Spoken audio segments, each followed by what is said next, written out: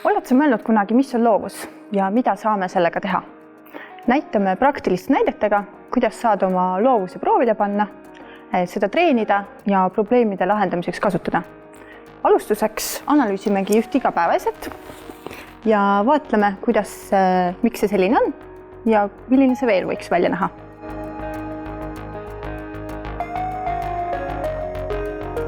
Siin on üks koolikott, mis on ise käsitsi nahast valmistatud, aga sellest koolikotist on tehtud väga mitmeid erineva funktsionaalsusega versioone.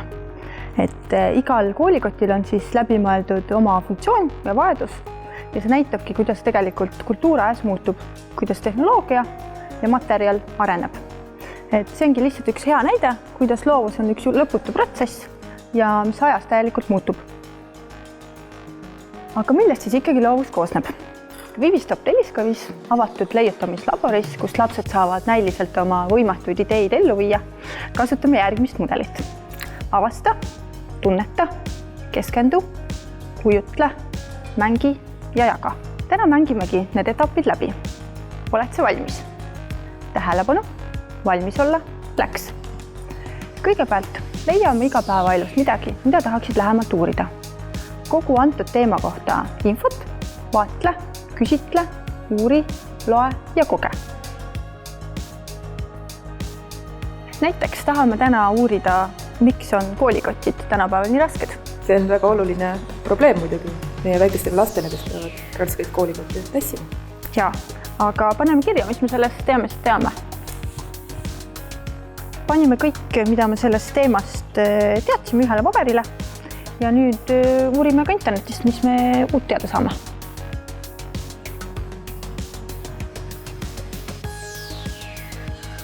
Järgmises faasis küsi endalt, kuidas sina seda teemat tunnetad ja miks see su südame murrab. Kujuta ette elu, kui see probleem on ära lahendatud. Kuidas positiivne muutus mõjutaks sind ja teisi.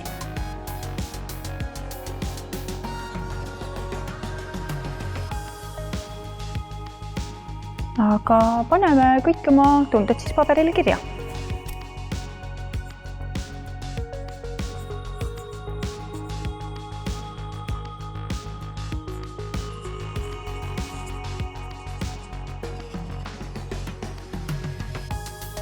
Järgmisena määratle konkreetne probleem, millega oled ise kokku puutunud ja soovid lahendada. Mõtle, mis on sinu võimuses, et muutus ellu viia. See ongi sinu disainimissioon. Nii, järgmisena valime probleemi, mida soovime lahendama hakata. Kõigepealt muudame selle siis küsimuseks. Nii, meie valisime siis probleemiks, kuidas saame ära hoida selle, et koolikoti kandmine ei oleks ebamugav. Ja siis me küsime enda käest, mitu korda, miks on see probleem oluline ära lahendada. Kui me seda eelmist lehte täitsime, siis sealt mõningad probleemid ka tulid välja, et miks see tähtis on, et see võib-olla esmane, sest siis me ei pea enam seda seljavalu kannatama. Võib-olla selline teine miks küsimusele vastus oleks, et kui lapsed ei peaks seda koolikotti kandma, siis nad saaksid peale kooli minna muuseumi või kinno või teha midagi muud, et siis ei oleks seda rasket koormust neil kogu aeg kaasas. Ja järgmisena, kuidas saame siis ära hoida selle, et koolikoti kandmine ei oleks ebamugav, kandes seljakotti näiteks teistmoodi. Kuidas ma saaksin siis seljakotti teistmoodi kanda? Näiteks panen siis kotile rattad alla. Ja kuidas ma saan kotile rattad alla panna? Kinnitan sinna koti alla. Nende vastuste hulgast siis valime välja enda jaoks kõige põnevama. Mis arvad, milliselt tasemelt ma võiks võtta siit? Kas selle siit? Võtame äkki siit, siis saab natuke põnevamalt. Siis ma võtan selle ja siis me valisime välja selle, et kuidas siis saaks koolikoti teistmoodi kanda ja siis märgime selle ära. Ja see ongi siis meie disainimissioon. Järgmisena mõtle välja nii palju erinevaid lahendusi antud disainimissioonile, kui saad.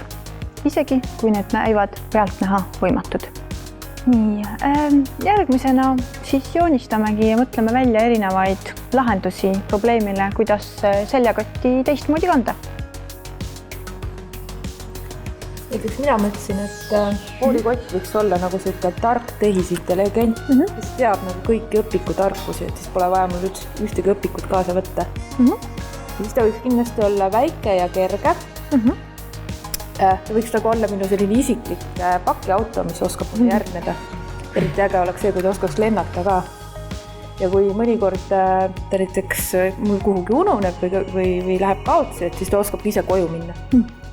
Lahe. Minul oli ka päris mitu ideed seotud lendamisega. Et mul oli siin see lendav vaip võiks täitsa minu koolikotti kanda. Ja siis on olemas ju droonitehnoloogia, et paneme lihtsalt propellerid kotile külge ja siis lendabki ju meil kogu aeg järel. Ja siis ma mõtlesin ka, et võiks ju koerale panna selle selga, et siis käib koer kannab minu koolikotti. Aga samas ma saan ju kanda ka pea peal sihukest kaussi ja siis sinna kaussi panen selle koolikotti, et siis on käed vabad. Aga variant on ka see, et tegelikult õpikuid ei kasutata enam ja koduseid ülesandeid ei ole, et siis tegelikult ei peagi midagi kaasas kandma. Või siis lihtsalt igal lapsel on koolis oma kapp ja ei olegi vaja midagi kaasas kanda. Sinu ideede hulgast meeldis kõige rohkem see lendamisega või see nutikas sõber meeldis mulle kõige rohkem. Ja kuna sina tõid ka seda lendamist välja, et võib-olla siis saame sealt edasi aretada mingi variandi. Ja, aga märgimegi siis need kõige lemmikumad elemendid ära, mis meile meeldis. Kas valime veel midagi äkki? Siis saame mitut kombineerida ja siis valida veel täitsa. Võib-olla meeldiks see, et kui ta ära eksib, et ta oskab koju tulla. Saame selle ka. See on ise päris tark. Ja.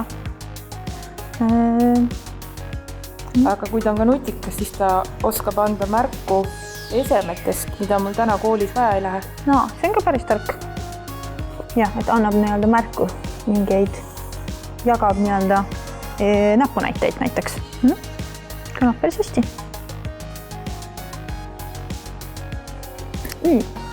Me valisime välja need lemmikomadused üksteise ideedest ja nüüd me siis kombineerime need kokku 2 erinevaks kontseptsiooniks.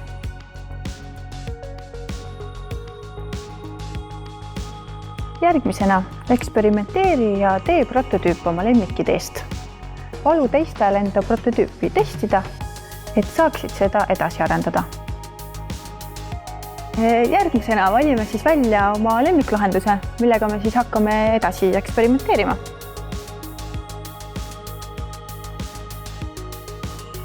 Meeldib siin see nutikas on ikkagi nagu paremini läbi mõeldud, et kuidas ta sul ikkagi lendab järel ja aitab kodutöid teha. Ja see on tegelikult oluline osa, et võib-olla proovime seda. Rolli ka on ju. Jah. Aga ma ei tea, valime selle. Valitud. Aga järgmisena teeme siis sellest ühest ideest ühe kiire prototüübi.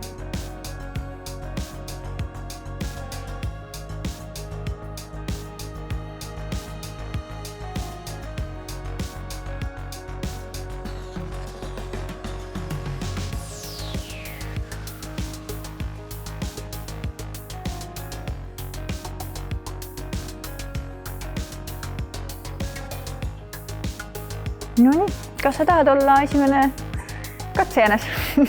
Kuidas on seda kanda? Aga proovime. Proovime. See alus on ka suur. See alus on vist jah see kõige suurem. Muidu võib-olla isegi need propellerid peaks ka natuke suuremad olema, et ta nagu päriselt seda jõuaks kanda. Ja. Et kui see on sellest õigest materjalist tehtud. Aga me ei ole üldse mõelnud, kuhu see koti aju siis läheb. Aga võib-olla oleks kõige toredam, kui tuleks siin väljapool kotti. Väljapool kotti. Okei, et ekraanina täitsa. Me võime võib-olla ära märkida selle koha, et äkki siia ette siis joonistame selle ekraani. Kasutades saadud tagasisidet, siis hakkasime uut prototüüpi ehitama. Ja siin ongi siis täitsa näha, kuidas siin on kõik need erinevad lahendused, mille me enne arutasime olemas. Et siin on ekraan täitsa all olemas, õiges suurused nii-öelda rattad all ja siin on piisavalt ruumi igasuguste nii-öelda patareide ja juhtmete jaoks, mis on vajalikud. Muidugi propeller õiges suuruses, et ta siin kenasti saab ringi käia. Ja viimasena siis innusta ka teisi. Et näita neile, miks on sinu jaoks oluline seda probleemi lahendada. palun neilt tagasisidet, kaasa neid ja jätkake koos tegutsemist. Nii. Ja siis teemegi selle esitluse, et räägi teistele, miks on siis oluline seda probleemi lahendada ja mis lahenduseni sa jõudsid. Meie siis lahendasime sellist probleemi, et tänapäeval on lastel koolikotid väga rasked ja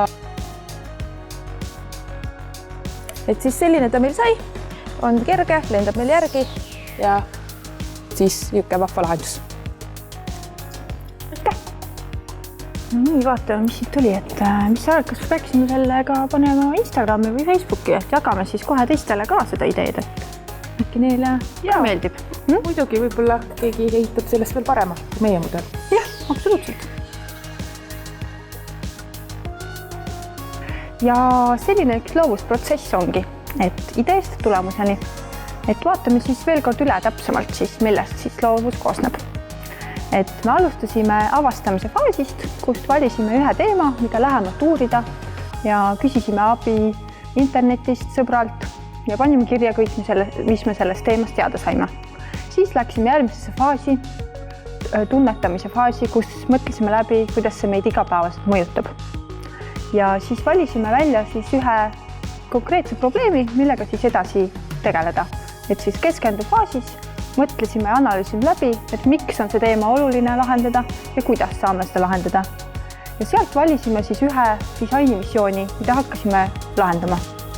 Järgmises faasis, kujutlemises, mõtlesime läbi, kuidas seda saaks siis lahendada. Et joonistasime läbi erinevad variandid ja sealt panime siis ka erinevad kontseptsioonid kokku. Ja järgmises faasis, mängifaasis, ka tegelikult eksperimenteerisime ja tegime mitu erinevat prototüüpi, testisime omavahel ja viimases faasis, jagamise faasis, siis tegime ka oma ideest esituse, et seda saaks ka siis teistele jagada. Ja nüüd oledki valmis seda mudelit ka ise, ükskõik missuguse probleemi jaoks kasutada. Ja me oleme välja töötanud sellised erinevad disainikaardid, mida sa saad ka ise alla laadida ja välja printida. Et siin on kirjas ka kõik need praktilised ülesanded, mida me läbi tegime. Loovust on võimalik kasutada nii väikeobjektide ümberdisainimiseks kui ka keerulisemate probleemide lahendamiseks. Seda saab kasutada nii kodus kui ka koolis. Näiteks Ühendatud Rahvaste Organisatsioon on välja töötanud aastaks 2030 säästva arengu eesmärgid. Näiteks võib valida nende hulgas midagi.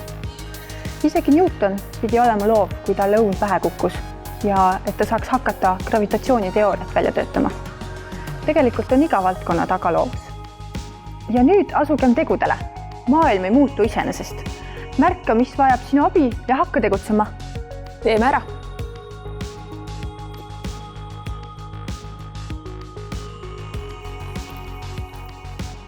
No, Simon, lenda õhku. Lenda õhku.